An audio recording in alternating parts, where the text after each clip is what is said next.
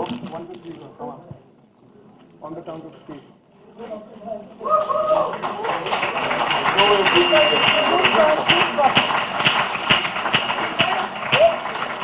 Kartika? Kartika, can we have you up as well? So just a quick photo.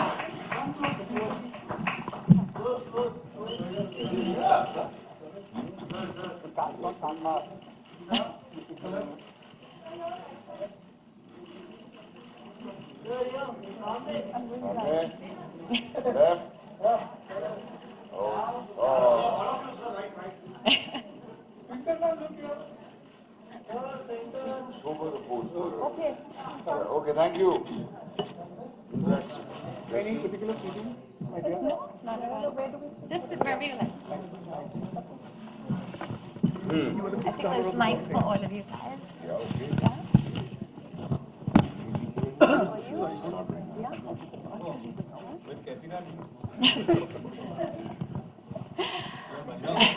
Can you? Yes, thanks.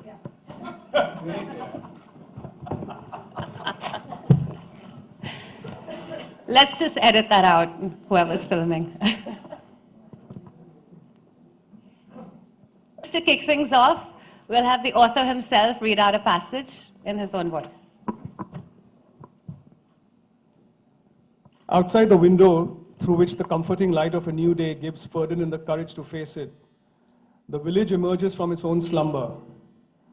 Unlike Ferdinand's fitful variety, this slumber is usually a deep, dreamless one.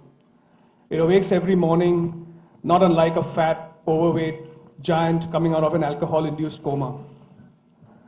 A thin ground fog dusts the earth, top lit by underpowered halogen street lamps, every third one lit, creating spooky spotlights of shifting shapes and shadows. Nothing seems to move at all. And then, through the changing light, as black gets its first tinge of blue, the sickly halogens go off. The village twitches then, the overweight giants, comatose neurons sparking to life. Ghostly shapes emerge from the giant's paws, and they shuffle with sleepy, sullen gaits to my little watering hole. Brazos Taverna it is called. Thank you, Tina. Sandwiched between Alfonso's photo shop and Oscar's laundry. The 5:30 a.m. patrons rarely make conversation, and eavesdropper would hear incoherent murmurs as I lay out a row of glasses filled with coconut fenny. Fenny, where would Goa be without it? Where would I be without it? They come in every day, the toddy tappers, in their threadbare coats, with their cocks and balls and scrawny butts, all sacked up in brightly printed lungis, their skinny thighs shivering against the feel of the cold sickle blade. They knock back two each, and then they go climb their trees. The ubiquitous Cocos nucifera, with its rustling palm fronds, supplying 40 million coconuts per year all over Goa, one per family per day. They are all Hindus, they are my brothers. Every morning I wonder which of them might never come back. 40 feet above the ground is no place to have a bad day at the office.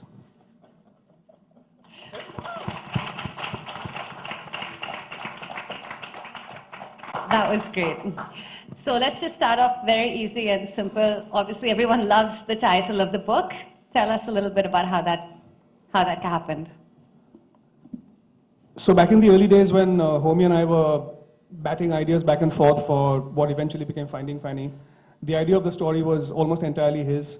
And he mentioned one thing. He mentioned Goa is just full of villages where pointless conversations just proliferate. And that was one phrase that just stuck with me right throughout. And I think it kind of conveys the mood of the entire book. It kind of hangs like a cloud over the entire book, right through every twist and turn and every nuance, every word uttered by these nut job characters. And that's it. It was just the most apt title I could think of. I could not think of anything else. And thanks for that, Holmes. Homie, grab the mic. Just tell me about between the two of you. Obviously, this novel is set in Goa. It really brings Goa to life. It's beautiful to read, and it was beautiful to watch. How did Goa become the setting? Hello. Hello.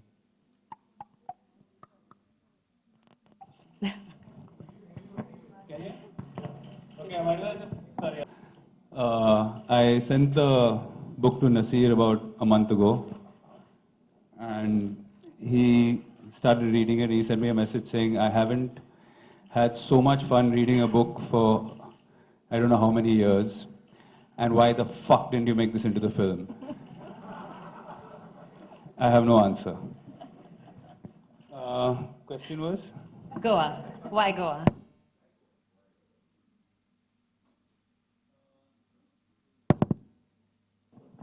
There's a red light on your mic. Yeah. Put it on. Okay. Well, why Goa? Because I don't know. I was sitting in Goa when I wrote the story, and I found the people in Goa extremely interesting. It was about pointless conversation. Everyone I met would really discuss how hot it was when you were sweating. They would say how humid it is when it's raining, how full they were after they eaten. And I said, fuck, sorry. I said, wow, this is incredible how just everyone just keeps talking about the most obvious things. And the story was always set in my head about a postman finding a letter that he had written, and the irony of that never got posted. So it was always there. I tried to actually, in between, make it into a Hindi film and try to set it up north, but somehow the way we had written it and the way we had collaborated writing it, everything got lost when I translated it. So just stuck to my guns and we put it in Goa. So Nasir obviously was a dream casting. Tell me what made you think of him? How did you approach him? How did that come to be? Well, as my friend Sami was just telling us, since I made Being Cyrus, I've always had a vision in my head of anchoring Nasir and just plummeting him into the sea and letting him drown. That was my first visual of this movie. But no, Nasir, was the obvious choice. And I remember I narrated this to Nasir a long time ago. And he couldn't do it at that time for various reasons. And I decided if I can't get him, I'm not going to make the movie. So I didn't make the movie, and I ended up making another film in between, which Nasir loves. And and then when I got back to it, he was the obvious choice. Yeah. Kirsty, let's go back to the book really quickly before we jump into anything else. Was the book a chance to almost write what you didn't like about the movie? Was there anything that you... My God, controversial questions. No, the book is exactly the way I imagined this story to unfold. It was just a different way of telling it, that's all. He imagined it differently from a cinematic point of view, and I just felt that whatever worked for cinema, there could be so much more done in a book form. So that was it. There was no other motive behind it. It was just my retelling of that same story that we had collaborated on. That's it. So of course, the big difference in the book and the film is your character. And Don't spoil it. I'm not going to. But I'm curious to know what you think, Nasir. You've read the book, you've been in the film, of course. What do you think? How did you actually approach this character? I'd just like to read a little passage that Kersey has quoted from Oscar Wilde before the book begins. I'm sick to death of cleverness. Everybody is clever nowadays. You can't go anywhere without meeting clever people. The thing has become an absolute public nuisance. I wish to goodness we had a few fools left. Yeah, I empathize completely with this statement.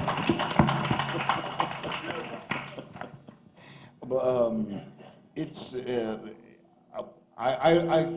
apart from the compliments I received for my performance, I also got some brickbats. Foremost among them was one person who told me that I played him like a retard. I think a guy who walks into a funeral and mistakes a young girl who he knew 40 years ago to be the same person he was in love with cannot be anything but a retard, you know. So I just loved the complete innocence stroke foolishness of this character. I empathize with it a great deal. I often felt very foolish when I was a child. It has sort of stayed with me. So when I read the book, I sort of had this feeling like the film was almost a love story, whereas the book felt more like a coming-of-age story. It's almost like Ferdy sort of came into himself and became more of a hero in one version